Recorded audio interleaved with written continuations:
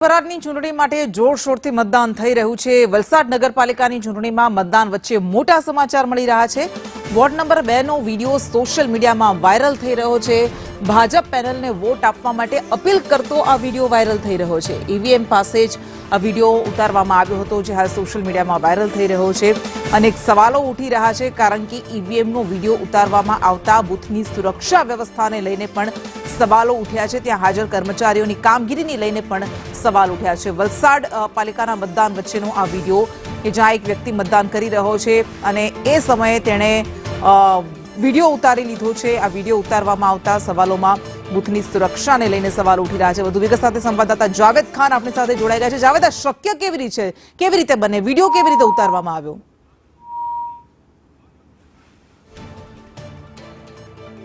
તો ફરી એકવાર પ્રયાસ કરીશું, પરંતુ આ વિડિયોને લઈને કામગીરી પર પણ શંકા ઉઠી રહી છે। અને વલસાડનો આ વિડિયો છે, આ વિડિયોમાં સ્પષ્ટપણે જોઈ શકાય છે કે એક વ્યક્તિ ઈવીએમ પાસે આ વિડિયો બનાવી રહ્યો છે અને આ વિડિયો સોશિયલ મીડિયામાં પોસ્ટ પણ કરવામાં આવ્યો, મૂકવામાં પણ આવ્યો। જાવેદ આપણી સાથે ફરી એક વખત જોડાઈ ગયા છે। જાવેદ, સીધી રીતે કર્મચારીઓની કામગીરી પર શંકા તો ઉઠશે ને, કારણ કે ઈવીએમ પાસે આ વ્યક્તિ વિડિયો ઉતારે છે અને પોસ્ટ પણ કરે છે।